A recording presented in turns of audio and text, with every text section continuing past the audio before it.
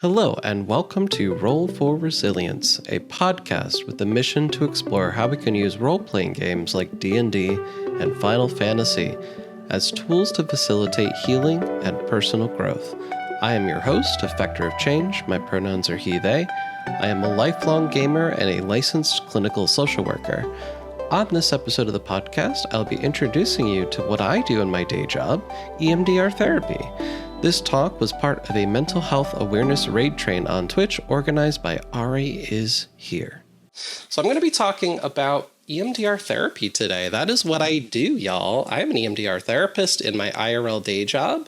I am a therapist by day and a warrior of light by stream. So yes, I am in fact a gamer and a licensed mental health professional. I am a licensed clinical social worker. I have a private practice that I operate in upstate New York, and I am primarily an EMDR therapist. So that is my favorite modality. So let's talk. What the hell is EMDR therapy? So let me introduce you to the wonderful, amazing, brilliant Francine Shapiro. Francine Shapiro unfortunately passed away in 2019, so I did not get a chance to meet her. But the mentor that I work with, who's been doing EMDR therapy since probably the 90s, I think she got trained in 1990, was closely trained and aligned with Francine Shapiro. So I'm very blessed to have that secondhand knowledge to be able to kind of absorb that through osmosis.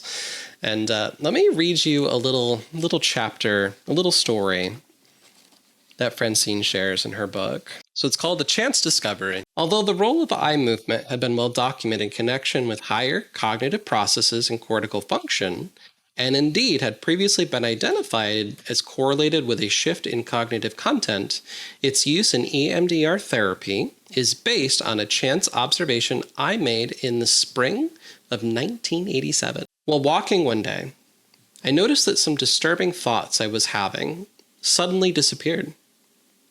I also noticed that when I brought these thoughts back to mind, they were not as upsetting or as valid as before. Previous experience had taught me that disturbing thoughts generally have a certain loop to them. That is, they tend to play themselves over and over until one consciously does something to stop or change them. What caught my attention that day was that my disturbing thoughts were disappearing and changing without any conscious effort.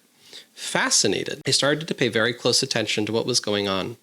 I noticed that when disturbing thoughts came into my mind, my eyes spontaneously started moving very rapidly, back and forth, in an upward diagonal. Again, the thoughts disappeared, and then I brought them back to my mind. Their negative charge was greatly reduced. At that point, I started making the eye movements deliberately while concentrating on a variety of disturbing thoughts and memories, and I found that these thoughts also disappeared and lost their charge. My interest grew as I began to see the potential benefits of this effect. And so this story that Francine is sharing in 1987, she was in grad school. She was a graduate student working on her clinical psychology degree. A few days later, I started to try it out with some other people, friends, colleagues, participants in the psychology workshops I was attending.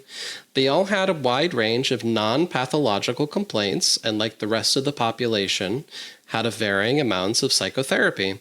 When I asked, "What do you want to work on?" people brought up disturbing memories, beliefs, and present situations, with complaints ranging from early childhood humiliations to present-day work frustrations. Then, I showed them how I moved my eyes rapidly back and forth. I asked them to duplicate those eye movements while simultaneously holding their problems in mind. The first thing I discovered was that most people do not have the muscle control to continue the eye movement for any length of time. Still determined to investigate, I asked them to follow my fingers with their eyes as I moved my hand back and forth until their eye movements duplicated the speed and direction that I had used that day. So we're talking about an upward diagonal in the park. This worked much better. However, the next thing I discovered was that people would start feeling better, but would then get stuck in the disturbing material. To overcome this difficulty, I tried different kinds of eye movements, faster, slower, different directions, and asked people to concentrate on a variety of different things, different aspects of the memory, the way that made them feel. As we proceeded, I began to learn which strategies were most likely to get positive and complete results. In addition, I started to find standard ways of opening and closing the sessions that seemed to contribute to positive effects. In short, by working with some 70 people over the course of about 6 months, I developed a standard procedure that consistently succeeded in alleviating their complaints. Because my primary focus was on reducing anxiety, as that had been my own experience with the eye movements, and my primary modality at that time was behavioral, I called this procedure eye movement desensitization. So the initial protocols of EMDR therapy were called EMD. EMD is what her original protocol was designed to do and treat. And I use EMD as an EMDR therapist for certain situations. It's usually around what I would say is a present trigger. So when someone goes through an awful experience, we have a 3-month window where we can do something about that so it doesn't become hard-coded as a trauma memory. If it goes past that, you have to change what kinds of protocols you are utilizing with somebody. But if there's something fresh, if something new has happened, EMD is a great protocol to get that distress level down, to process it through, and just give somebody what they need to heal. I've done a lot of work with first responders, for example. In my area, there was a big shooting that had happened. And so I got some referrals of people who were around that or near that. You know, that's a lot of like anxiety and distress and stuff. And so EMD is a perfect protocol to be able to give someone first aid, so that whatever they experience, whatever they went through, doesn't have to manifest into PTSD, post-traumatic stress disorder. They can chew through it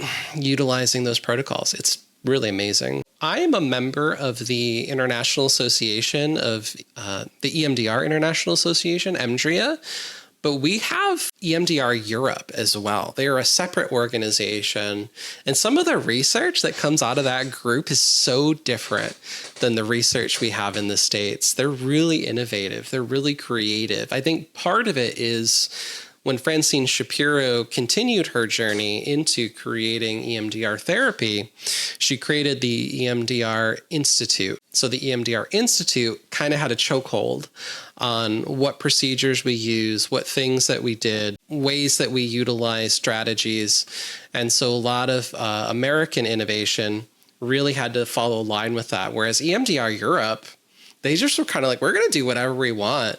One of the groups in India has a challenge in terms of access to mental health care. A lot of folks there aren't necessarily trusting medical professionals like psychotherapists or psychiatrists. They don't just have enough people trained to get people what they want. And so what they did is they trained matron figures, you know, the moms, the grannies, the aunties, right? They trained matron figures in the basic protocols of EMDR therapy. And so they've got those women doing the healing work, getting people what they need. It's really fascinating to hear the innovations that come from EMDR Europe. It's really cool. EMDR, right? It's a lot of letters. Why are they there? It gets confusing. So, like I said, the original design, it was an anxiety treatment protocol. And I use EMD sometimes when I'm treating folks, but it's not quite enough. It's not quite enough to get people what they need to actually solidify some treatment gains and to really genuinely heal. And so there was a shift in the branding, if you will, in 1990. She continued to do her observations. And I think one of the more brilliant things that she decided to do, she was like, we need to do research.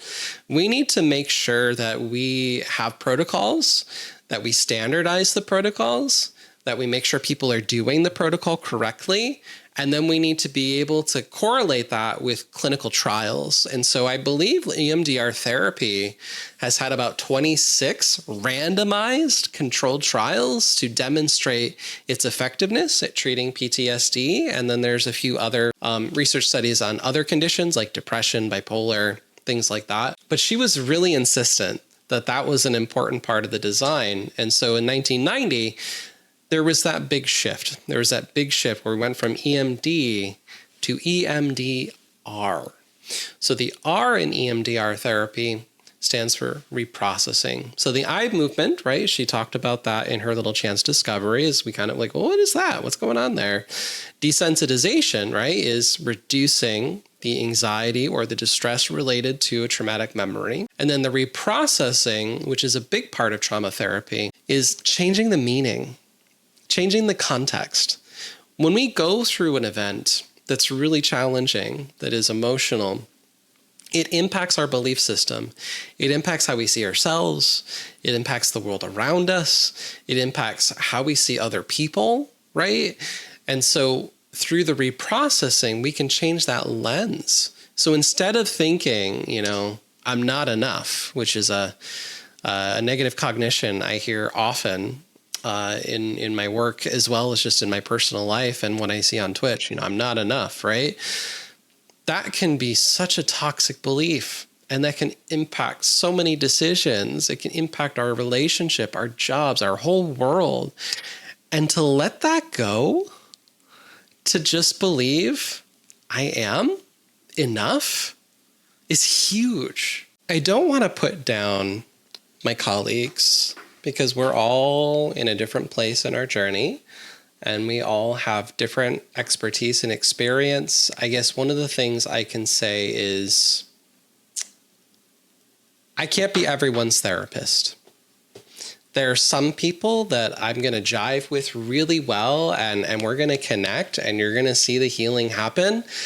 And then there are other people, it's just not going to work. It's just not going to happen. And I don't think it's a failing of me as a professional.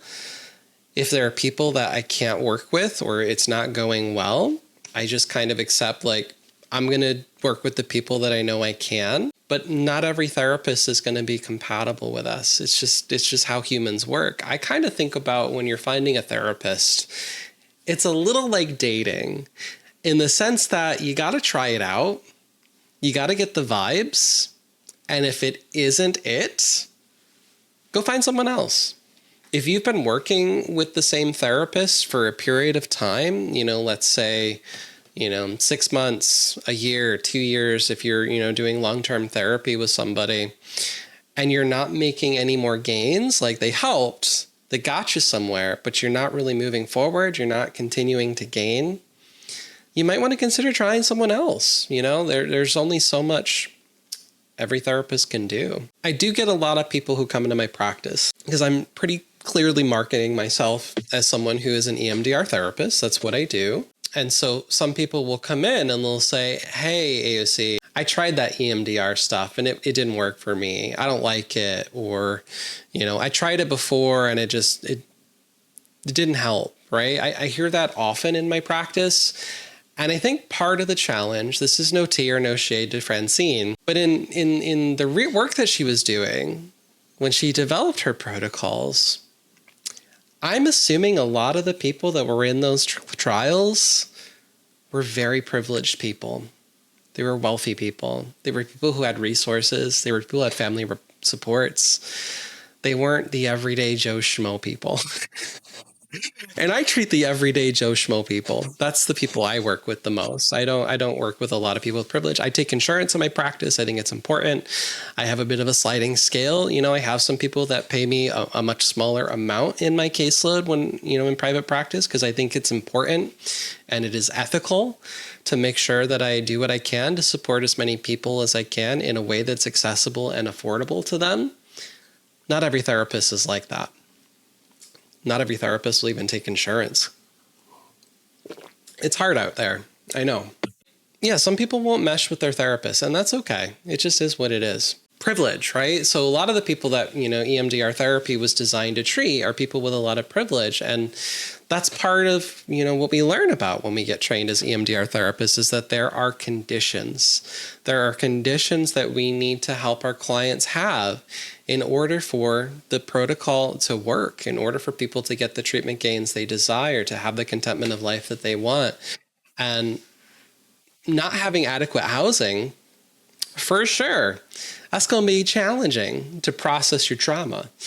If you are in a domestic violence situation, an unhealthy, toxic dynamic, it's going to be hard to go back and treat your trauma. If you don't have health care, if you don't have some of those basic needs of security as a human being, it's going to be real challenging to try to go back and heal the unhealed stuff. And so I think a lot of therapists, I don't want to say a lot of therapists, but some therapists, I will say, it's a challenge for them.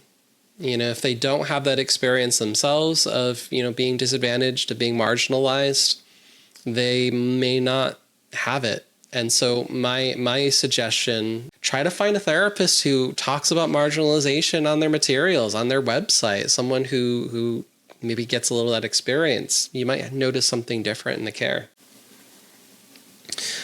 Momo says it can take time. Facts. That's the exhausting thing about it. You have to advocate for yourself. I know.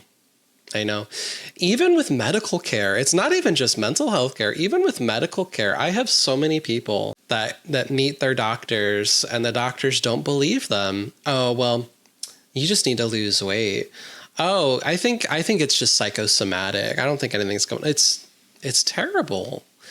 The gatekeeping in the field, whether it's physical or mental, it's awful. Momo says, I got lucky. My first counselor was the most amazing person in the world and changed my life. That makes my heart happy, Momo. That's kind of part of my journey. You don't usually talk about this stuff, but I'll share it with you guys because it's the mental health rage train. Why not? So when I was growing up, I didn't come from a family that was outright homophobic. I mean, there were some comments, there were some things that people would say, but for the most part, my family was pretty chill.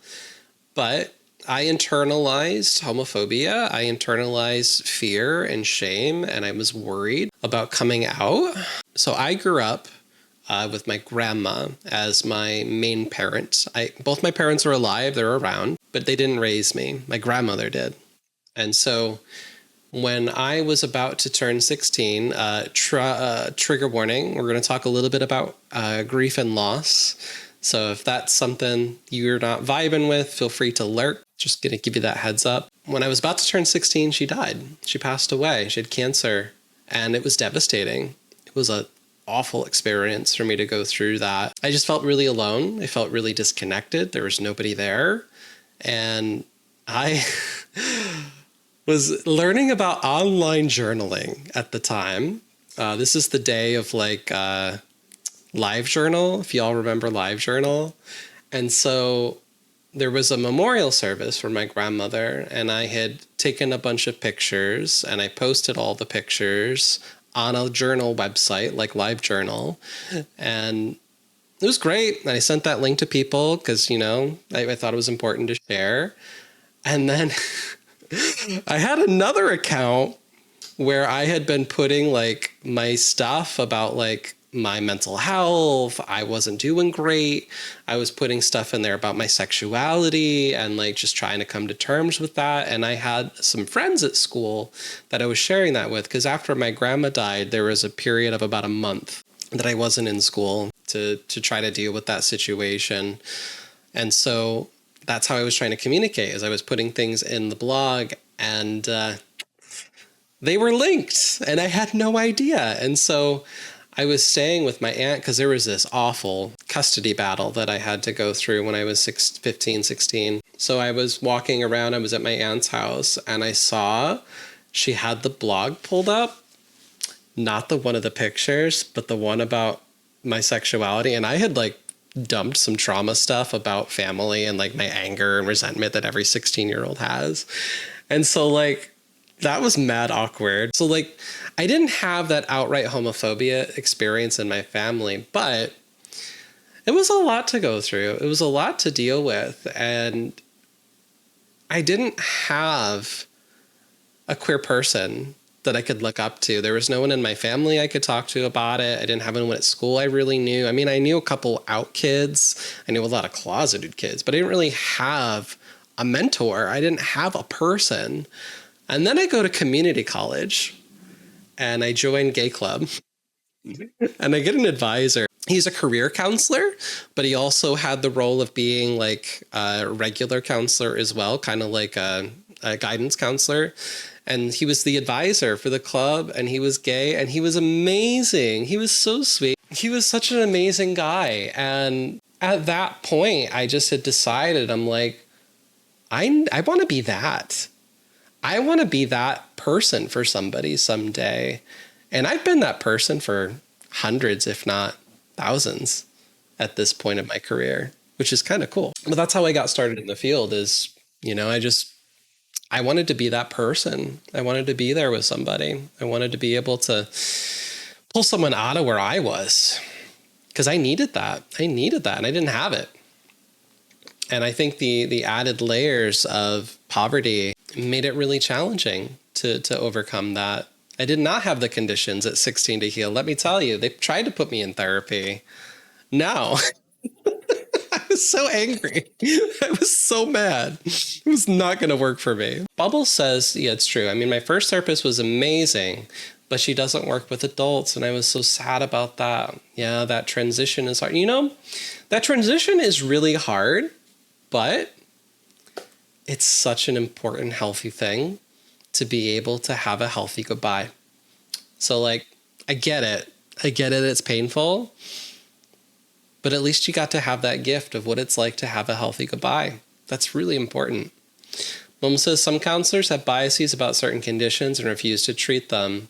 I don't treat that. I don't have to deal with it. And I was like, wow, thanks. You're telling me that I'm unwanted. I've gotten that on the medical side for conditions that do affect adults is frustrating.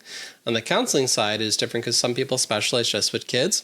Yeah, working with children and youth is a separate skill set. I work with adults. I do not work with kids. I just don't have the training or the experience to do it because it's different kind of work. The brain is different at that age. What I do has to be adapted differently. You can do EMDR therapy with children. I have colleagues that do EMDR therapy with kids. I think it's so cool, but I don't have that training. I don't have that expertise. My expertise is actually in working with complex trauma, complex PTSD. I do a lot of work with treating what's called dissociation. And that stuff cannot be treated with the standard EMDR therapy protocol. I have to make a lot of modifications in the work that I do compared to what you're going to find in this manual, because this does not work for that. This does not work. And if you're somebody who has complex history, more complex history means more complex treatment. And so I forget who was talking about doing EMDR therapy. It's quite possible that the therapist you were working with did not have the training or expertise in working with complex trauma. I didn't have that when I got trained. The standard protocol, basic training I got was very by the book. We followed this textbook. We learned it in and out. This is what we did. I had a workbook that I had to do, but the basic training just didn't cover those specialty populations. Working with kids is a specialty population. Working with veterans is a specialty population. Working with addictive behavior is a specialty population. So you've got the basics, but then you need to get that consultation as a psychotherapist who's trained in EMDR therapy. You need to meet with somebody who works with the population you're going to serve, that you want to work with, because the basics of EMDR therapy are not going to cover what you need. And so unfortunately, there are a lot of people who got trained a long time ago and don't follow up on the continuing education and the supervision. Also, I use my 20-year-old live journal. I love that, Bobo. That's so cool. I miss live journal. Although journaling is really tough, man. On some ways, it can be a really useful therapy skill to know how to journal and to use it. But I also will say it can be a very dangerous path to take. Journaling, in some ways, where I've seen it gone awry, is where we expose ourselves to material that's way outside the window of what we can tolerate. And we just end up spinning our wheels and reliving and needing to defend against that material. And so doing the bleh of exploding all of our stuff, if it causes that distress loop, it's not useful. I find that when I assign journaling as therapy homework, if you will, and I don't really assign a lot of homework. That's another cool benefit, by the way, of EMDR therapy. There's very little homework. If you've ever done anything like DBT, dialectical behavior therapy, cognitive behavioral therapy, a lot of these other modalities, there's a lot of homework, but EMDR therapy doesn't require. Another thing that's really interesting about the development of EMDR therapy, psychology as a field is dominated by men. In fact, I think the next few slides that I have, look at these men. Look at these men. Look at all these men, right? You got these white freaking men who are, in our history of psychology. And no offense to the white men, I am one of you. But look at them all. They're all white. Francine Shapiro is a woman. EMDR therapy is a woman-created therapy, which I think is amazing. It's another reason why I'm a big fan of DBT. Dialectic behavior therapy is also another therapy created by a woman, Marsha Linehan. So the homework in EMDR therapy, the number one thing that I tell my clients when they walk in the door is I want you to do whatever you can to stay out of disturbance. That's it. Whatever skill, whatever strategy, whatever you need to do between our sessions to stay out of that disturbance, it's all I want you to do. When the stuff comes up, when you need to work through it, bring that to therapy. We will work on it together in the different ways that we do. How? Well, we teach those skills, Loverish. We teach those skills in therapy. That's not even possible. Yes, it is. It's so possible. It's so possible. So that's what we do a lot of work in the early stages in EMDR therapy of stabilization. Teaching people different strategies that they can utilize that help them to cope. Does doing the eye movement ever give people motion sickness? It can, depending on the situation. So when you're getting set up in the beginning of EMDR therapy, so let's talk about the eye movements. So a lot of people, when they hear about EMDR therapy, that's like the first thought that they go to, is that EMDR therapy is all about the eye movements. And as a clinician who is specially trained to treat complex PTSD and dissociation, I can tell you there's a lot of time I'm not doing any of that. Francine Shapiro, in all of her wisdom, she really was convinced that there was something about the movement of the eyes from the left to the right that was an essential component of what was underlying the theory of what was helping EMDR therapy do the effects that it does. But neuroscience, remember, this protocol was originally developed in 1987, and then in 1990 it was further refined, and it hasn't changed a lot since 1990. There are specialty protocols that other people have adapted and developed, but in terms of the very basic protocol, it hasn't changed since the 90s. It's pretty much the same thing. Think about neuroscience research. There's been a lot of neuroscience research that we've had since 1990. That was, oh God, I don't even want to do the math. I'm going to do it. 2024 minus 1990. 34 years ago. That's 34 years ago. So 34 years ago is when this was developed, right? But neuroscience has taken off. It has taken off. We've learned so much about the brain and how it operates and how it works. There's still a lot of mystery. There's still a lot of things we're trying to figure out. And I am not a neuroscience expert, so I can't really give you a lot of details on that stuff. But I can say that the research has not lined up with her theory about the eye movements. It really hasn't. So when I'm introducing some of these skills to people, because, we do eye movements in my work with folks, is that I teach not eye movements. I teach what's called dual awareness. So for EMDR therapy to work, right, to be able to get into a place where the brain can have the conditions where it can reprocess, we have to have one foot planted in the past of whatever the memory is that's leading to the challenge in the present, and then have our other foot, you can't see my hands, the other foot planted firmly here in the present, right? And it's through that dual awareness of the past and present, that's where the brain connection comes in. That's where the brain processes the information. Because usually what happens is when a memory comes flooding and we get reminded of an old experience, we get sucked into it. The analogy that I like to use, or the metaphor that I like to use, is imagine you're in a theater, right? So you've got your popcorn, you got your soda, like you're cozy, you're feeling comfy, like you're in the present, you're doing your thing. And then you bump into something, right? A memory of unhealed stuff that plays on the screen. And suddenly you get sucked into that film. You get transported, you time travel. And now you're looking at your experience through the lens of your past. And that's where people get stuck. That's where people get looping. And so in EMDR therapy, we're front loading skills to give people the skills that they need to be able to maintain that sense of dual awareness. And so when I think about the eye movements, that's what I'm doing. When I'm doing the reprocessing phases of EMDR therapy, which is honestly very rare, I don't do a lot of that work because I work with a complex population.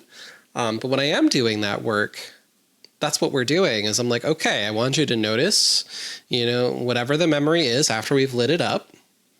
And then I want you to just go with it, see what happens, just kind of let whatever happens, and just go with that, right? And as we do a set, right, they're going back between focusing on the memory and then focusing on me, and then focusing on the memory and then focusing on me, right? And it's my presence, right? That dual awareness of my presence as their psychotherapist, as the person that they've built a relationship with. That's what's the key to making EMDR therapy work. It's not about the eye movements themselves necessarily.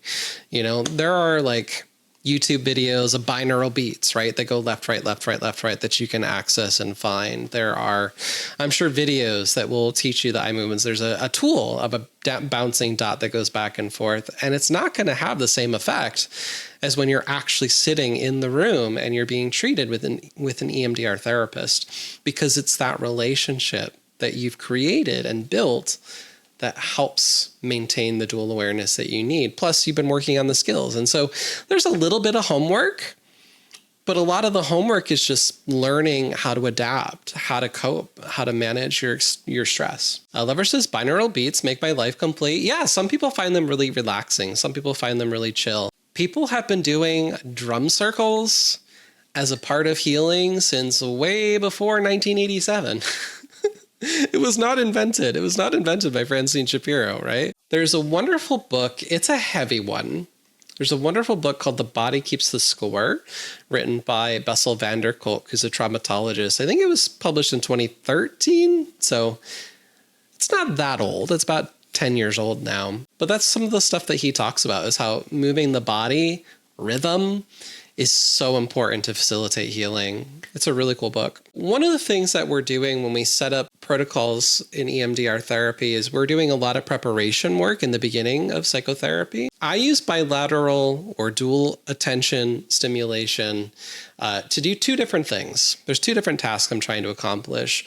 One is if I'm in the reprocessing phases of EMDR therapy, they're going to be long, rapid sets.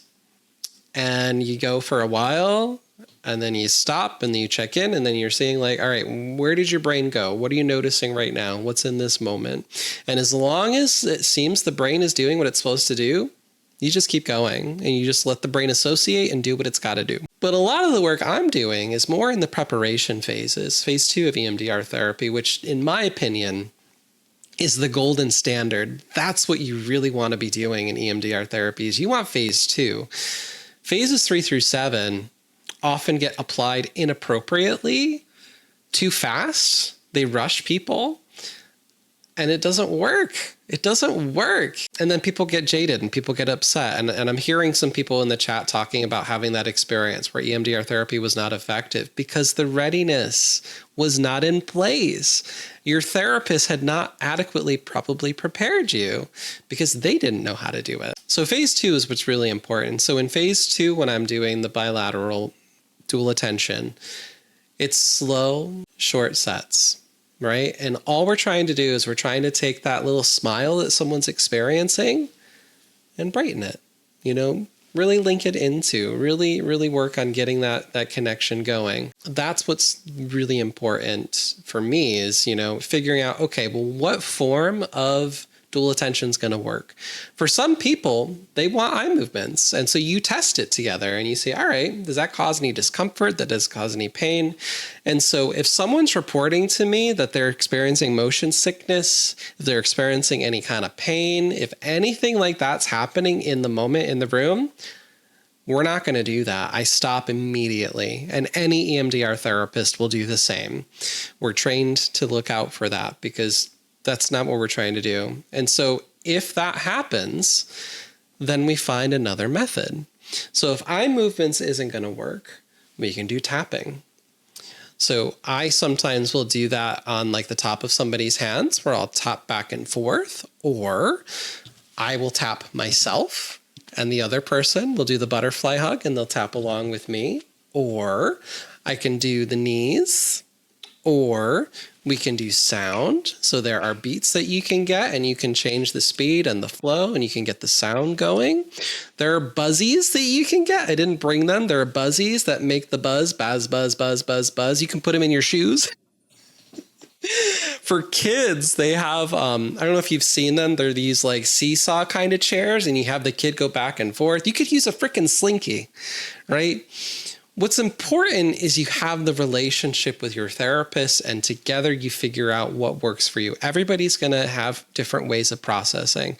And if you're someone who's prone to motion sickness and you're having that when you're starting to do eye movements, your therapist is going to find another strategy that works for you. They're going to innovate. They're going to try something different. So if that's a reason that you're not pursuing EMDR therapy, I promise there are so many other strategies that we can do that with. One of the things I will caution is that eye movements can open the door to our trauma. It can start sending us down that pathway. And if we aren't stable, if we don't know what's behind that door, it can actually make us a lot worse. So be careful if you're like experimenting on yourself, if you're doing your own little tappies, like be careful, right? We don't want to get you caught down in that tube because that can happen. The brain is really adept at picking up information and just making these connections real quickly. And so you have to be very careful. I don't advise any of my clients to do tapping. We do it in the room when we're meeting. And that's it. I do it online as well. I will also say that EMDR therapy doesn't have to be in person. EMDR therapy is effective online as well. I have many clients that I do telehealth with. It's just as helpful. We just have to find a different way of doing the dual attention, right? That's an important fact. Advice on cortisol levels, a lot of things that we can do. My card has a couple resources listed. One of the things I will point out, I have a colleague, their name is Dr. Jamie Merich. They are also an EMDR therapist. I've met them at a few different conferences and I've taken some of their trainings and I have some of their books. They're really cool. They are a mental health baddie, let me tell you.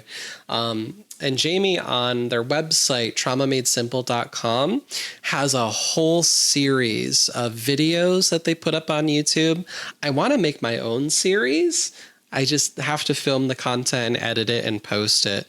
But Trauma Made Simple has a whole series of videos on mindful breathing, muscle relaxation, meditation, loving kindness, yoga, so many amazing videos that they have put together.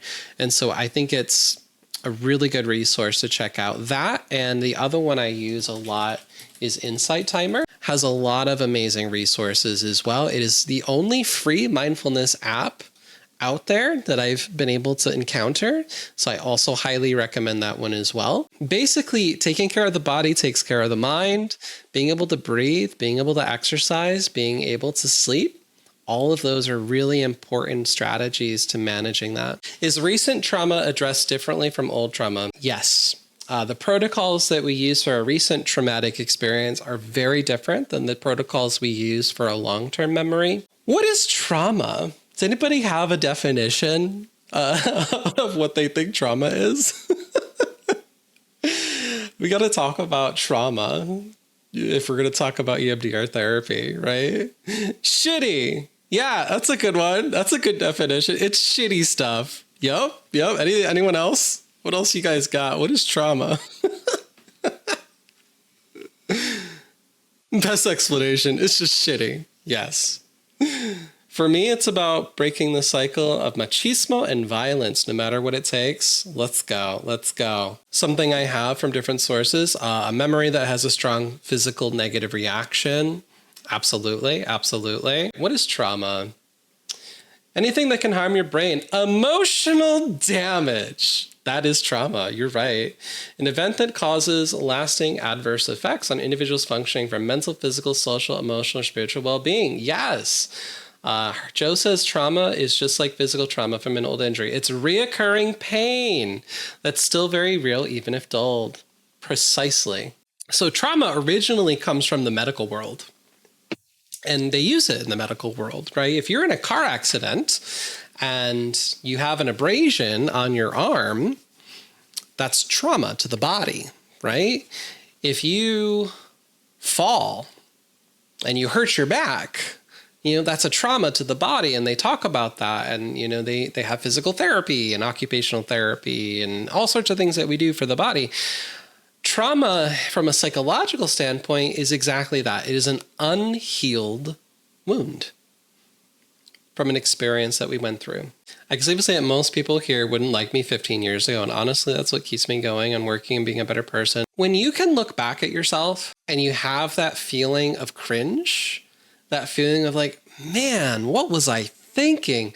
Who the hell was I, right? When you've got that going on, that's such an important and healthy sign of growth that you have changed, my friend, that you are not the same person. I don't know. I don't use Facebook as a social media app all that much. I have a Facebook. So if you're like, if I had that, look at my Facebook memories and I look at my posts and I'm like, ew.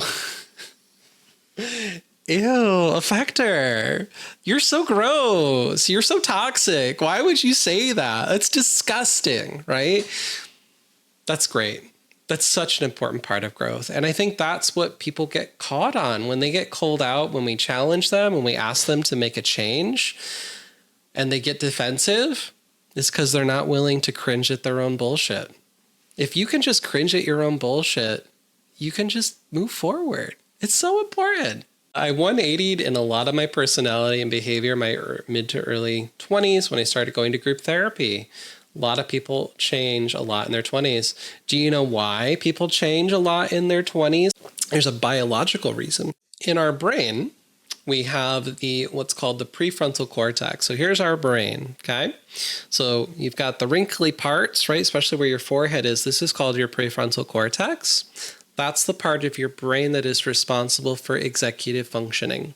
That's the part of your brain that says, let's think before we do this. Let's develop some skills. Look at the big picture, right? Reasoning. All is located up in our frontal cortex. And that's what makes us different than animals, Inside the brain, in the core of the brain, in the center there, is what's called our limbic system. This is the system that is responsible for being able to process information, right? When someone does a loud sound alert and your body experiences a startle response, like when you're in Emmy stream and somebody does this stupid pipe thing that I don't like,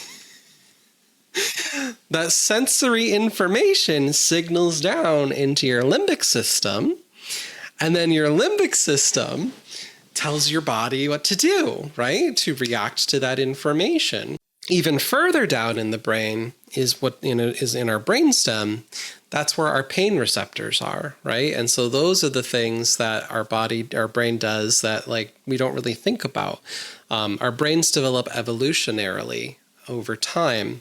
And that's the part of the brain that develops first when we're little babies. And so your heart, we don't really think about, right? We don't think about our heart. It just kind of does its doki thing all on its own. I think there are probably some humans that through decades of Buddhist meditation practice probably can change their heart rate. But for the most part, it just happens on its own. This is the science behind why breathing is such an important coping skill, because breathing is something that is partially regulated by the cerebellum in the brainstem, right? It's kind of an automatic thing. We just kind of breathe. It just does what it needs to do. And we have some executive control over our breath pattern, over what our breathing's going to do. So we can hack our brain a little bit, which is really interesting. So the idea is that your cerebral cortex, we were talking about, finishes its development around 25, 26. And so you think about all of those silly mistakes that we made when we're teenagers, that part of the brain's just not developed. It's just not there. And so when you're saying like, wow, I changed a lot in my 20s, the science confirms, right? Because that's the part of your brain that's now able to help you out and make decisions.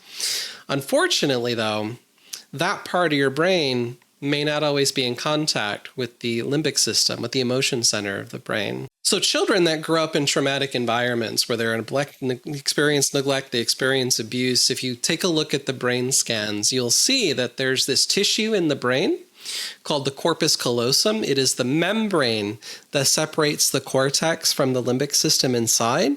It's also the tissue that separates what's on the left side of the brain with what's on the right side of the brain, right? It's kind of a super highway of interconnection. When we've experienced trauma early in our life, our brain changes, our brain adapts, and that limbic system learns, oh, I need to react. I need to look out, right? I need to train myself to look out for all the bad things, whatever those things might be. And so we get hypersensitive to traumatic information and looking out for it. And so what happens is the tissue shrinks. It gets really small because the brain has adapted to a maladaptive environment. And so you can take a kid who has that experience and throw them in the most happy, loving, healthy place, and it's not going to be quite right because their brain has changed. Every experience we have shapes the brain. The positive thing about that, and one of the reasons I love to be a specific EMDR trauma therapist, is that we can readapt. We can relearn. Daily mindfulness practices like breathing strategies, like I mentioned earlier, can actually show growth in that membrane. That highway can get stronger, meaning the brain can be a better communicator with itself. So we have a little bit more of an ability and executive control to regulate what we're feeling. And there's a difference between what's top-down regulation, which is where we're using the power of thought, right? Our executive system to make decisions that help us cope, and then bottom up, right? We need both strategies to be able to effectively manage those feelings of stress. Being able to do bottom up is about body work, moving your body, taking care of your body, breathing, meditation, right? All of those strategies are really important to hacking the nervous system, hacking what we have in there to induce a calming state. The limbic system, right? That's the part of our brain that's responding to environmental stimuli. And fight and flight, right, are part of that environmental stimuli. It's said that fight goes up and flight goes down. Fight goes up, meaning my body has decided that I need to take care of this problem. There is something in my way. There's a lion coming after me. And the way that I'm going to deal with that situation is I'm going to bulk up my arms and I'm going to fight that thing, whatever that thing is, right? These are instincts that come from our early human hunter-gatherer days. And so we're getting that strength in our body and we're going to fight the bear, Flight goes down, meaning the blood will pool down into your legs because it's strengthening you to get somewhere safe, to get out of the situation, to run away. And so a lot of people, when they're feeling fight, they'll notice the heat in their cheeks, their face will get red because that's where the body's pooling the blood to get the cortisol where it needs to go.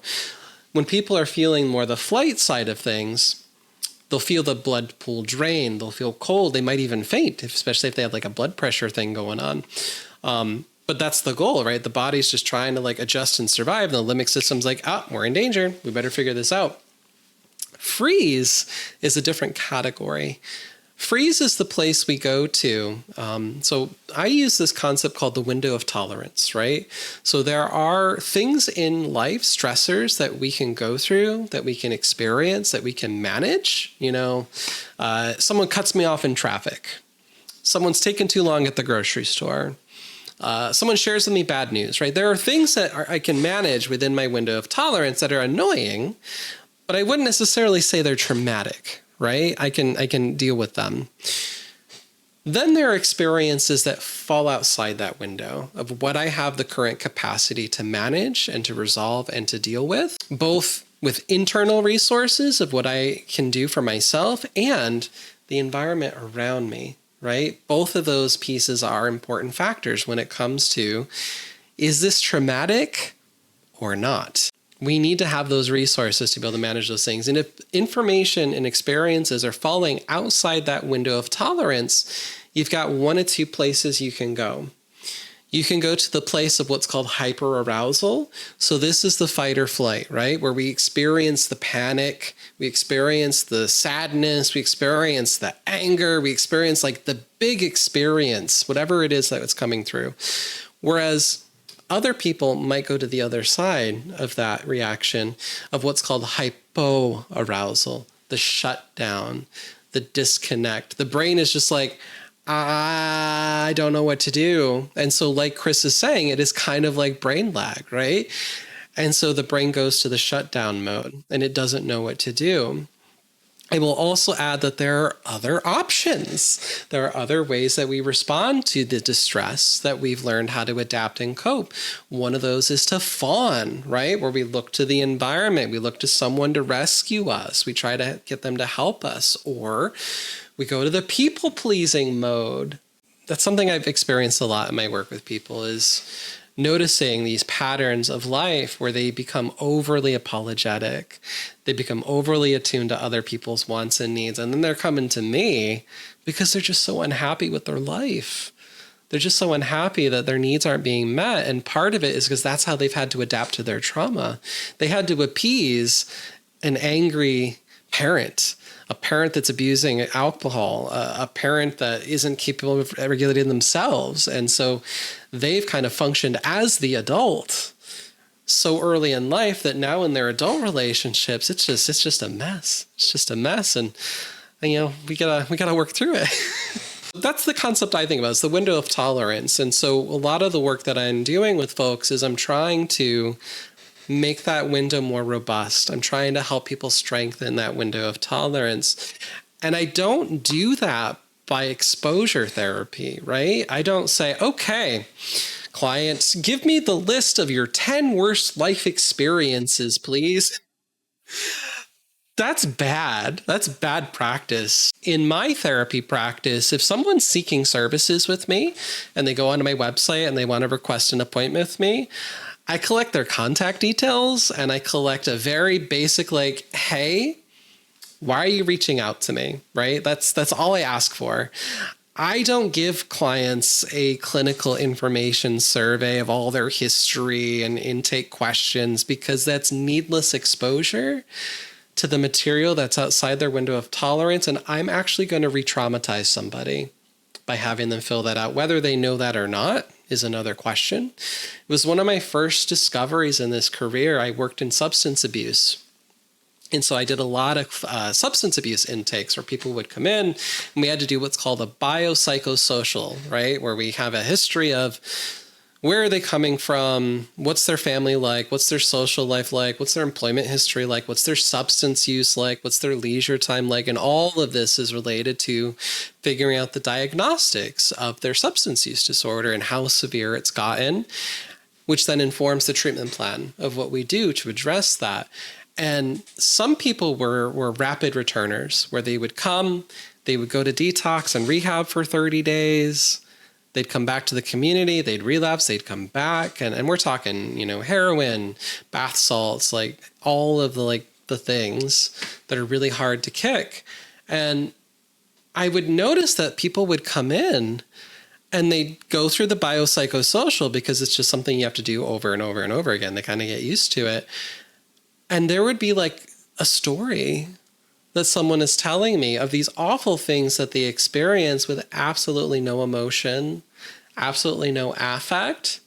It was as if it was a story of somebody else that they were sharing with me. And what I was observing that I didn't know at the time is they were reliving their trauma and having to shut down to report the history. And they had conditioned themselves to being able to do that so they could access the services. My intake process, I take several sessions, 6 to 8 sessions to do intake, because that's too much information all at once to share to somebody. So I'm really careful about that. Therapy's great. Therapy is about a relationship. That's where healing happens. Healing happens in relationships.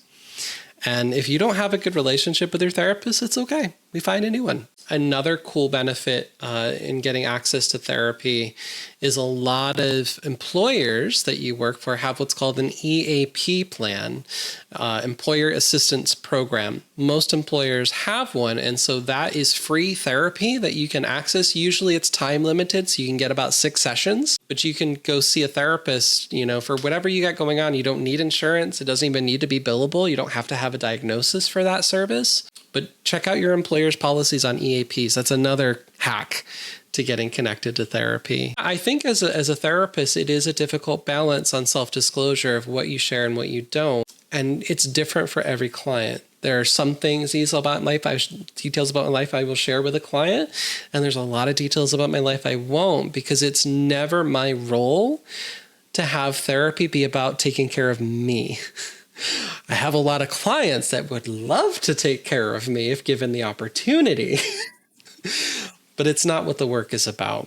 There are moments about that, where we will talk about it, but for the most part, you've got to be very careful with self-disclosure. But I think, to my earlier point about what it's like to encounter psychotherapy as a person who's experienced marginalization,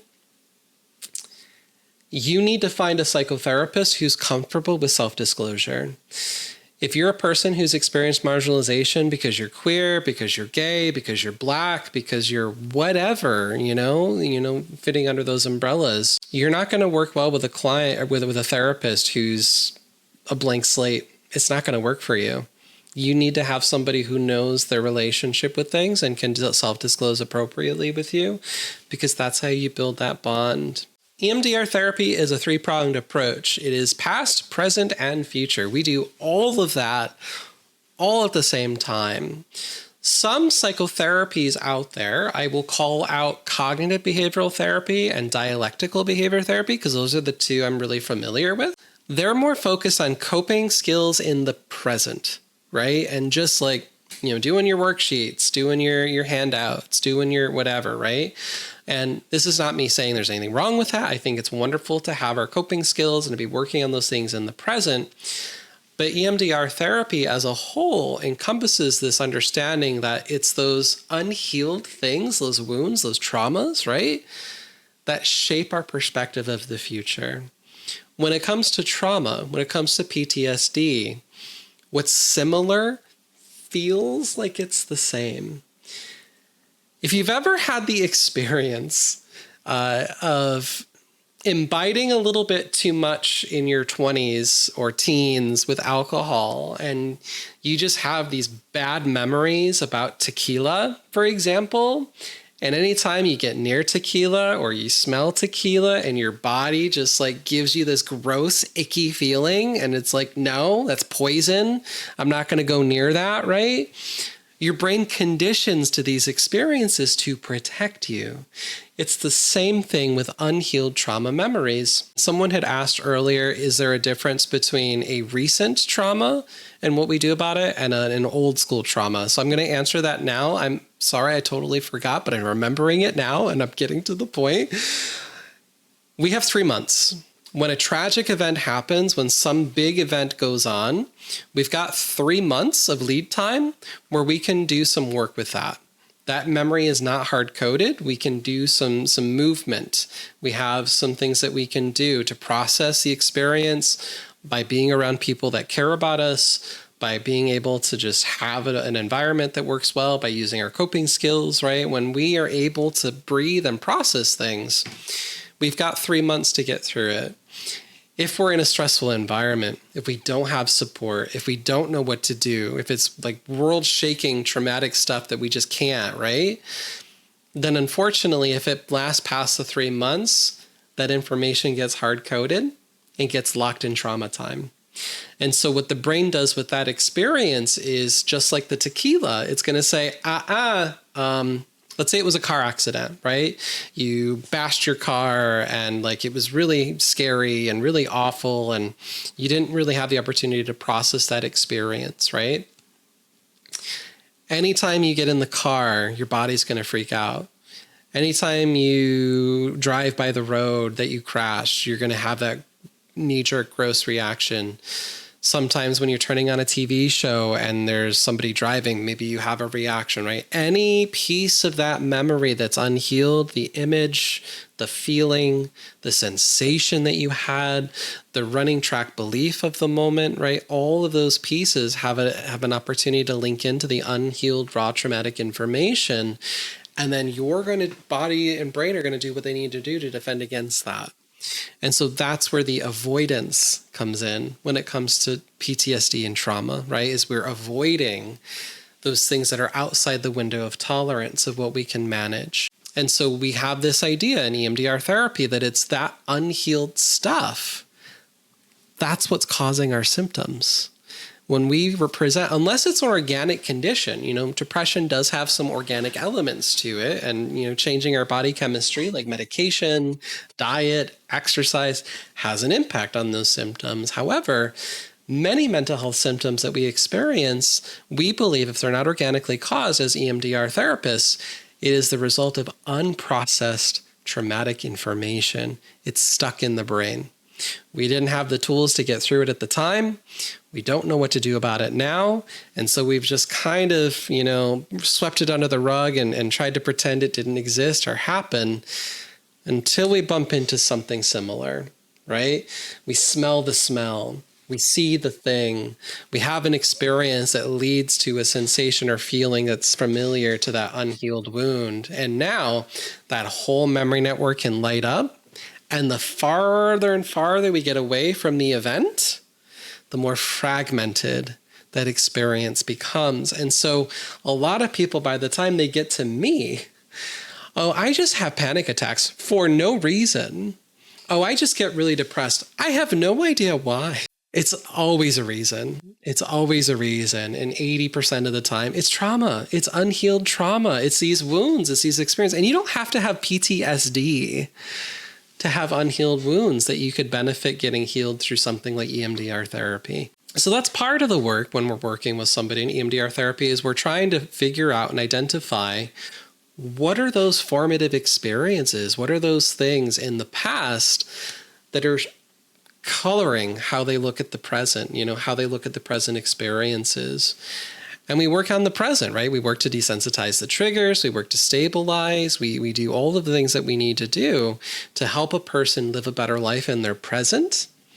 And when we heal the past, we can look better for the future because we can believe something about ourselves. Instead of believing I'm not enough, I can believe when I think about that old memory once I've healed, I'm exactly what I need. I'm a very strong person. I figured it out. Whatever it is, right? Whatever those natural positive insights are that we activate through the healing process, right? And that can really shape our future. So we work on the past, the present, and the future all at the same time. And in that way, it's a very encompassing psychotherapy. EMDR therapy is not just about reprocessing our triggers. It is about understanding where our stuff comes from, being able to manage and handle it, and get to a place where our brain can do what it needs to do to heal. I say this at the end of every one of my streams. If you've been around, you've heard me say it. With the right conditions, every human being has the capability of healing, and you have the power to create those conditions in your life. And I believe that. And that's an EMDR therapy philosophy. That is part of why I do what I do. And I love doing it because I've seen it. I've seen the healing, and it's not linear. Progress is a challenge sometimes. But it's really cool to watch in the room to see people grow and change. It's really neat. It's really neat. So we look at the past, the present, and the future in EMDR therapy. So EMDR has some underpinnings from a lot of other psychotherapies. So when we look at one of the earliest forms of psychotherapy. Think about Sigmund Freud. This is psychodynamic psychoanalysis. This is from like the 1890s. He had this drive theory that was pretty silly. The id, the ego, the superego. But some of the traits of psychoanalysis that are in EMDR therapy, we do a little bit of free association, the idea of catharsis, abreaction, thinking about our symbols, right? Thinking about the family of origin, how that impacts things. There's a lot. And Francine Shapiro, she was psychodynamically trained because that was the primary modality. That's what most social workers, most psychologists in the 90s and 80s were trained to do, because that's what they learned. That was what was the modality of choice, was psychodynamic therapy. In the 50s, we had Albert Ellis and Aaron Beck, who started working on our cognitive therapies, right? So in EMDR therapy, we look at these beliefs. That's an important component of what we're addressing, is these negative cognitions from the past that are shaping our view of the present and the future, and working to shift that, right? Very similar to what people will do in cognitive therapy. Skinner, who's the behavioral therapy guy there, he was around in the 30s and the 40s, and that was about the same time that World War II veterans were coming back, and they didn't know what to do, right? They didn't really probably have a definition for PTSD yet. It was shell shock, right? It was a shameful thing. And so they needed to develop a short-term therapy to try to manage depression, to try to manage anxiety. And so that's the origins of where the cognitive behavioral therapy method came from. It was the work of Ellis, Skinner, and Beck, right? The three of them put together their research, and that's where we got cognitive behavioral therapy, right? Where thoughts, emotions, and actions are all connected, and we can work on connecting those. There's a lot of experiential therapy that we have in EMDR therapy. So that's where, Carl Rogers, Fritz Perls, a lot of the work that they did around that, about being able to really just have those experiences of what those emotions are, was an important component of what we do in EMDR therapy. Same with the body sensations. There's somatic therapy out there. That's another form of psychotherapy. That was started by William Reich back in 1933. Hypnosis has been around since the 1840s. That's Franz Anton Mesmer there in that picture. And then systems theory, right? That came from a biologist, Ludwig van Bertalanffy, in the 40s and the 50s, right? So EMDR therapy is an integration of all of these other works. But again, if you notice, they're all white men, every single one of them. And so to me, that's another reason why I like being an EMDR therapist, is it's a therapy created by a woman. I think that's important. We need to think outside the box, and you have to have a little bit of a different experience. And when she reported her findings, when she first started doing the eye movement protocols for EMD, they thought she was crazy. They thought she was nuts. They're like, there's no way eye movements is going to do anything that's going to help a person. And so these people tried to discredit her by repeating her protocols. And luckily, they kept replicating the same treatment effects. They're like, oh, shit. They didn't believe her. They thought she was nuts when she came out with this in the 80s and the 90s. They didn't think it was real. But there's been at least 26 randomized controlled trials that demonstrate with impurities that it's an amazing psychotherapy that works. So we talked about trauma, big T versus small t.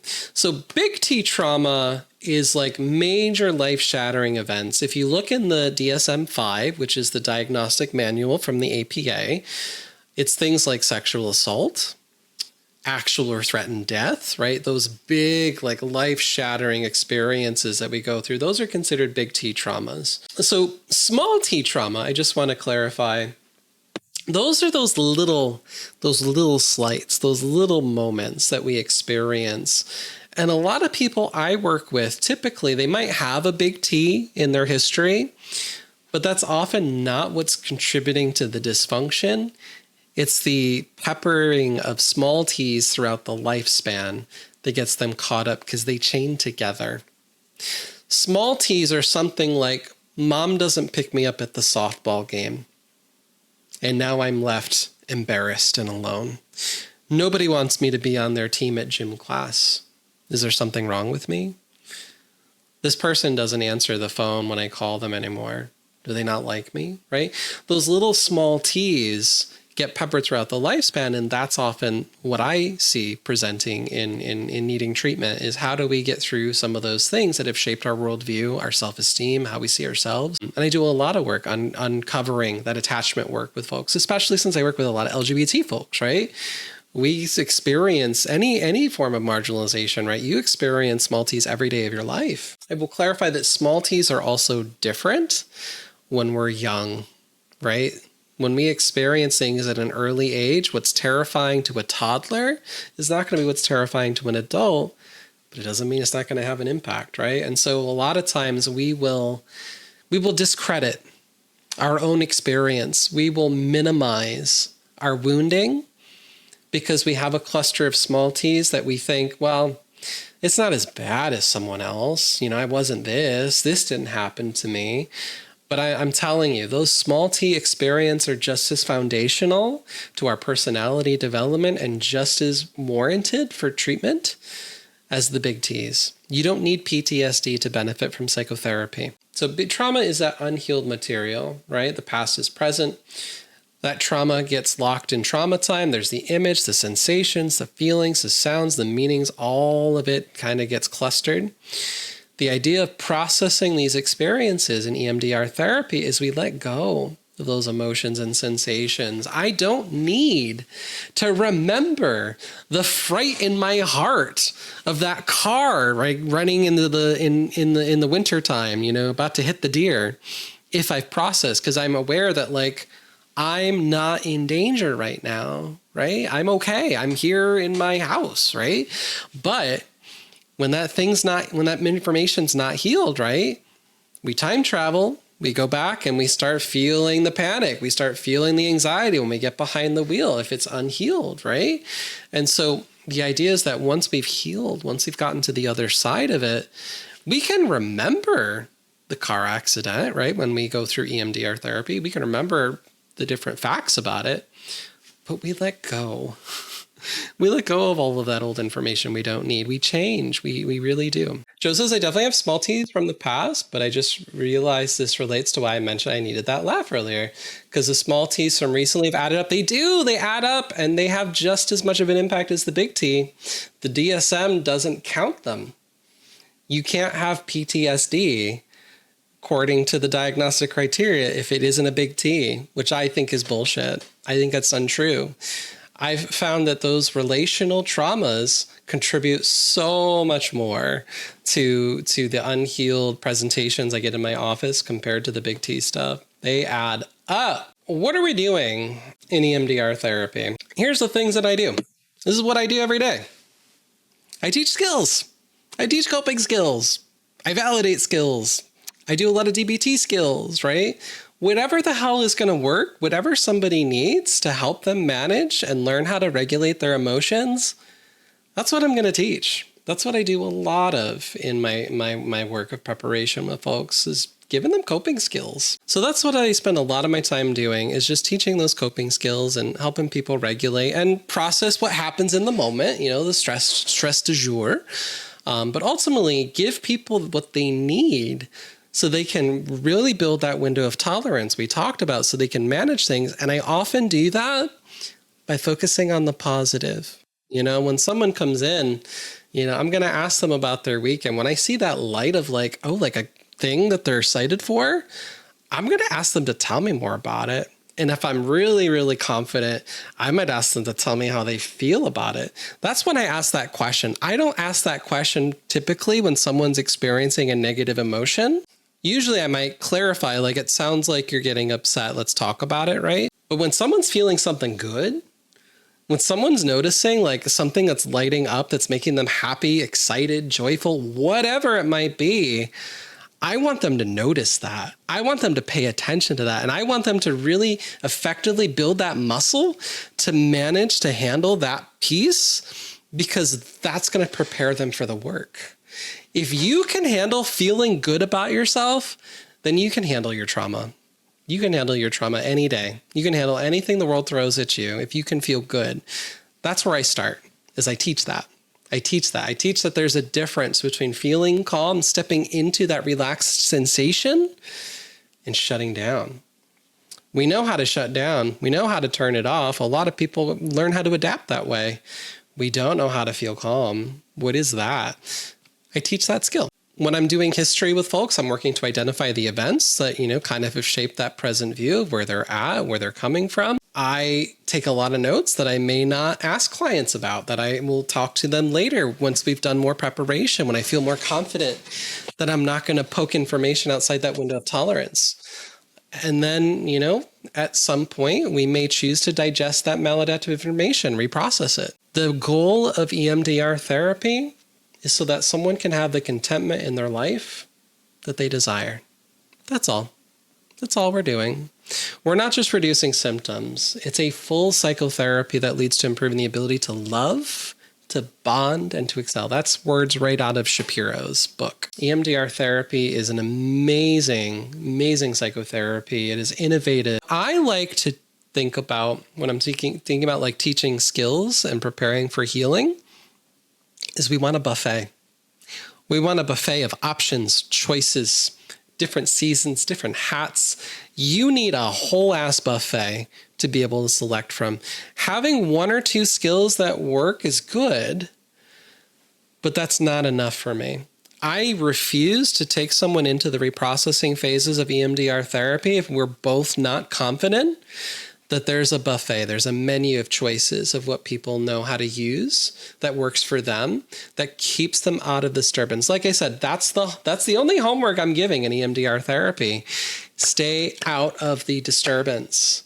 You save the hard work for our time together. We will do that. We will handle that. I will do what I need to do to keep you within your window of tolerance when you're with me. But that's what we do, is we have a buffet, and I try to see what works. And sometimes tools I like, they don't work. And that's okay. I throw it out. We go to the next one, right? But the whole goal is you need that buffet of tools. You do. So in EMDR therapy, that's what we call it, is the adaptive information processing. That is what we're trying to do. That is what is really unique about EMDR therapy compared to other psychotherapies out there. It's the AIP. So when you get a cut, when you get a wound, I've got one on my fingy right now. I went hiking and I got brave, and I was trying to get into the water to get a cool picture, and I fell on my booty. And I scraped my finger. I don't know if you saw the post on Twitter of me falling on my butt. I scraped my finger. It hurt, but it's healing. It's getting better. It's going to be fine, right? Our body knows how to heal. So does our brain. When it comes to this stuff about trauma, these adaptations, these things that we've learned, the brain also knows how to heal when we are in the right conditions, when we're in an environment that is supportive and affirming, when we have the strength and skills and confidence that we know how to manage things, when all that's in place, the brain heals. I do very little heavy lifting when I'm doing reprocessing work with folks, because I've done the work. I front-loaded all the things that they need so that the conditions are right so that their brain can heal. It's a hard journey getting to that point. I will say that. And everyone's got a different experience with it. But that's a philosophy that I believe that we all have the capacity to grow and heal and change. The brain just knows what to do. Dual attention stimulant, bilateral stimulation. So we talked about that today. The DAS. It's all about being able to have one foot in the past and one foot in the present. Being able to look at the memory, recognize that it's a memory, and keep the orientation to who you are in the present. So how we were talking about being able to cringe about our past? That's the same idea, right? When you're seeing things about yourself that you feel bad about, of who you were, what you used to be like, you got to remember that that's not you. The conditions where that was how you adapted and dealt with life are not the conditions of today. And that's especially true when it comes to these unhealed experiences from our childhood. We have very little control over our environment when we're children, when we're teens. There's not a lot we can do. But as grown-ass adults, we have a fully developed brain. We got adult money. Well, sometimes. I guess it depends on our economic situation, right? But there is so much freedom, so much more choice. That buffet is so much more bountiful of what we can do as an adult compared to when we experience these events that are unhealed in the beginning. And it's important to have that orientation and be able to vibe with that. So I want us to take a look at my cart, and I definitely want to add more resources. I think it needs some more things to it. But yeah, if you scroll down further on my card, you'll see here finding a therapist and other resources. I've got crisis resources, finding a therapist, some coping strategies, education, and streamer support. I've got at the top of the page our crisis resources here. So one of the cool things in the United States, if you dial 988, if you're in a crisis at any point in the United States, you can just call that and you'll get your local help crisis line, which is really cool. SAMHSA's got a helpline. There's the Trevor Project. There's the Trans Lifeline. I've raised money for them before. They're an amazing org. They're an org led by trans folk for trans folk, and they help a lot. So like, if you're someone who wants gender inclusive care, if you're somebody who needs some money for your, a binder, if you want to try that out and you can't afford it, they have amazing resources and grants there. I had someone suggest to me the International Association for Suicide Prevention. There is a ton of great information on this website. I don't know if you guys have ever been over here. Highly recommend checking out their resources page. Tons of stuff in terms of like, if you've got a friend or something who's going through a crisis, it's really, really helpful. You get crisis lines from all over, what to do, what to say, ask questions that you can go through if you're ever curious about it. I like that link a lot. There's a lot of information packed in the resources of that particular page. There's some links here on finding a therapist. Therapy Den's a really cool mental health directory. They're very inclusive. I don't know if you guys know Therapy Jeff on TikTok, but this is his organization. But this is a really cool, inclusive listing of therapists, and you can sort by a lot of different things: insurance, out of pocket. Therapy Den's really cool. I like their mission. I like their org. I like them a lot. Psych Today is kind of like the standard directory of psychotherapists. A lot of people will use Psych Today to list their practices. There's a lot of people on there. But the nice thing is you'll get the telehealth listings. So this is kind of like the default most therapists are on. You can find them here. So a lot of people to sort through. But if you email 10 people, one of them might respond back. We mentioned today the Open Path Collective. Like I said, you spend $40 for a session. It's a lot cheaper to get access to psychotherapy, tons of therapists. And remember, if somebody is licensed in your state, they can see you by telehealth. It's amazing. I love that option. I'm licensed in New York and Florida, so I could see people from either state. It's kind of cool.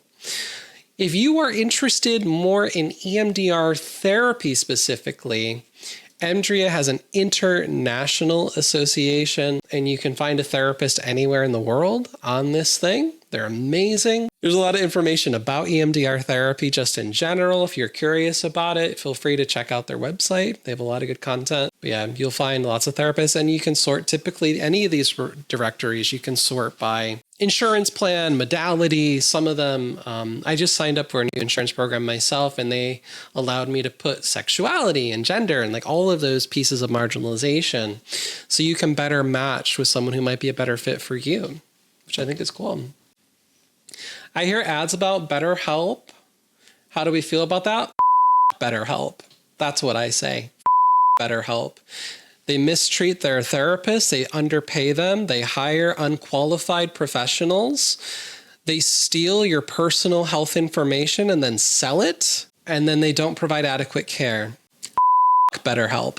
That's what I say. I said what I said. If you didn't know that, now you do. Sorry. I got angry.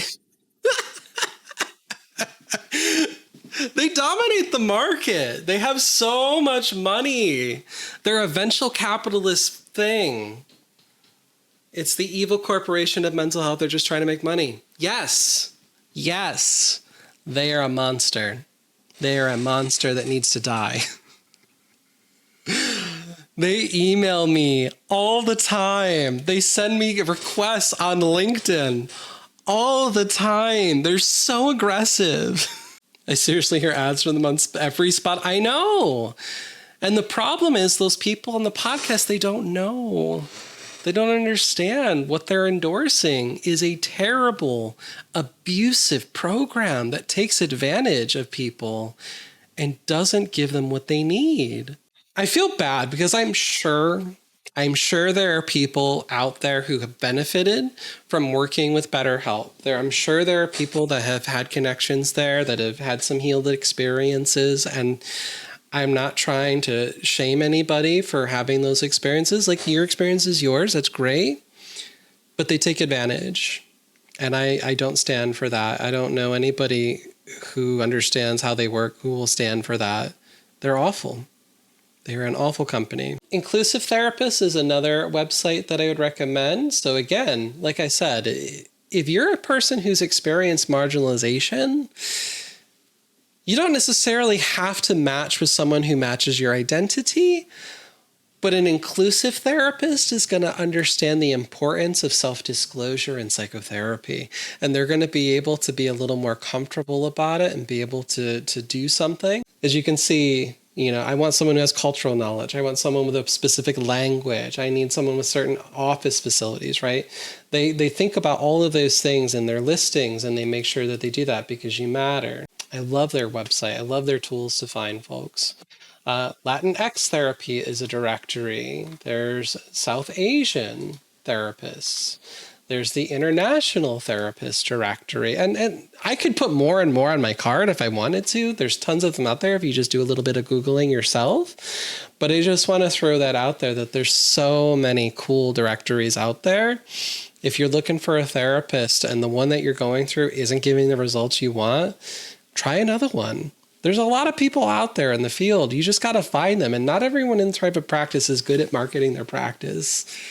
I'm included in that. I'm not great at it. The two that I always recommend to folks, and we talked about this earlier, Trauma Made Simple is my colleague, Dr. Jamie Marich. They are an amazing EMDR therapist. They're also an advocate for mental health. They are open about their experiences as a lived person with recovery. They are a lived person about their mental health with dissociation and identity as a plural person. And a lot of people in the field don't like that. And I think they're a badass. Dr. Jamie is a badass. I've got to meet them many times. I got them to sign one of my books.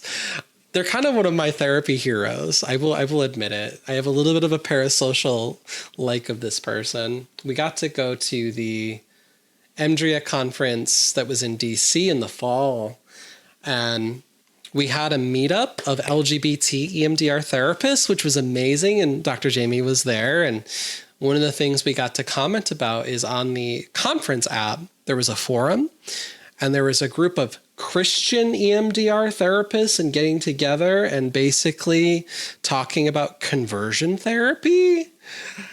And Dr. Jamie was like, no. And she went out and asked some questions, and it was great. It was so great. It was so great. So they're an amazing, amazing human just in general. I love Dr. Jamie. Their books are really good, but Trauma Made Simple is their website, all about free resources related to EMDR, therapy, healing, all of that stuff. So please, if you haven't had a chance to check it out, do.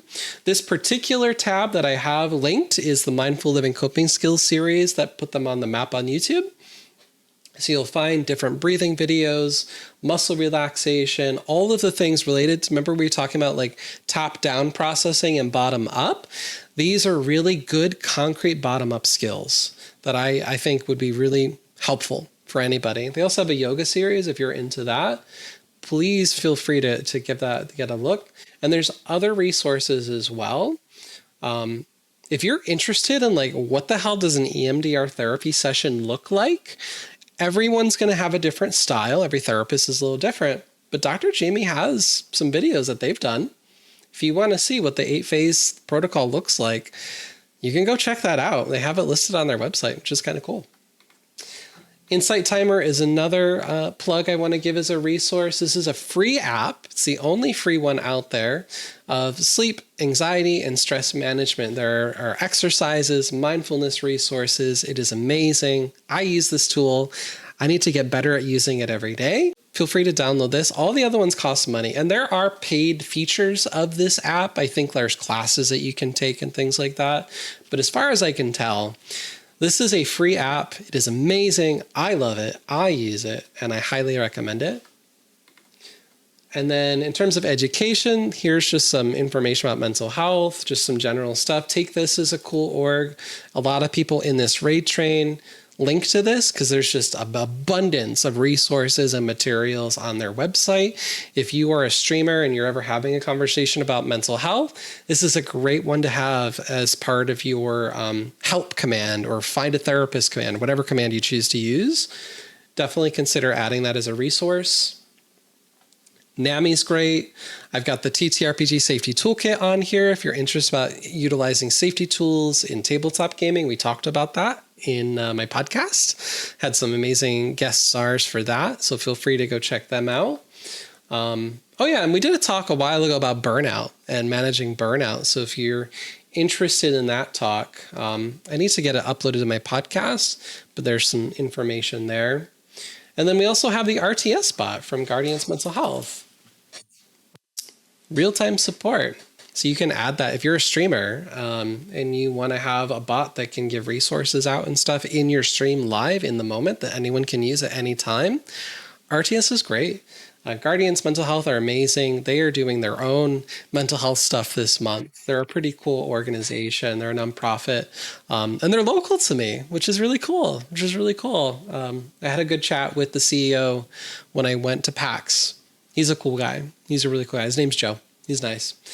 NAMI's great to partner with. I agree. I love NAMI. I have a lot of admiration for my local chapter. They're awesome.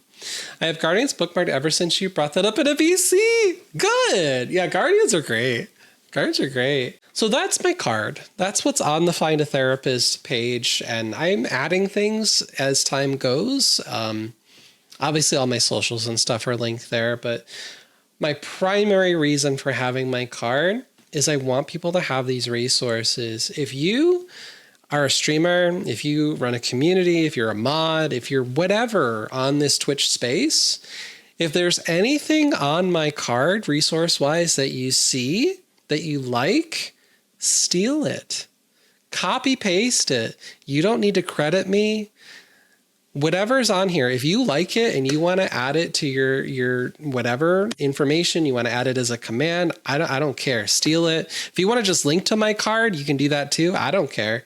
But please steal these resources. Don't gatekeep them. Use them. Give people what they need. I think it's really helpful. If you guys don't know Ari, she is an amazing streamer and a wonderful advocate for mental health. She coordinates this raid train every year. This is the third time that she's run this particular event. This is my second time participating, and I'm so happy to be here and a part of this amazing community on Twitch. I've met so many cool people through this raid train, and I can't wait to continue to make friends. And, I love surrounding myself with people who like to talk about these topics because they're hard. It's so hard. We're here to have jokes and have fun. And, a lot of people use Twitch to escape and, do their things, but we're still human. We still have our needs. And I am trying to figure out a plan. There's a couple organizations out there that I'm trying to consider if I'm going to partner with or not. But one of the things that I would love to see happen out there is a program for people to have access to real-time video conversations, consultation of like, okay, somebody just popped in your chat and they just said this. What do you do? Give people like some actual live coaching advice, whether it's just demonstration videos or role plays or whatever, right? I would love to be part of creating some space where we can better adequately manage when someone's having a mental health crisis and approach them with compassion, with care, rather than like freaking out with anxiety and not knowing what to do and actually causing more harm. Because I've seen that happen on this platform. I know of a woman who has been experiencing silencing on this platform who was having some mental health stuff come up. And it's terrible to see it happening. And like, they weren't my community, so there's not much I can do about it. I can only manage my space the way I manage it. I would love to see more confidence in mods, in streamers, in community leaders, in just general chat people to be able to know, like, how do we see signs of mental health problems and what do we do about it to more adequately be compassionate and just empathetic, wonderful humans. If anybody has any questions about what I talked about, you're always welcome to send me a DM. I may not respond to them immediately because life be lifing. But if anyone has questions about mental health, therapy, whatever, reach out. Reach out. The least I can say is like, oh, I don't know about that. Here, let me point you in another direction. I said it earlier. I'll say it again. And I continue to say it at every stream. With the right conditions, every single human being has the capability of healing, and you do have the power to create those conditions for yourself. Don't forget that. Hopefully today's talk was helpful. You know, whether you lurked, whether you hung out, whether you're listening to this later on the road on a podcast, I'm glad to be here. I'm glad to be part of this community on Twitch.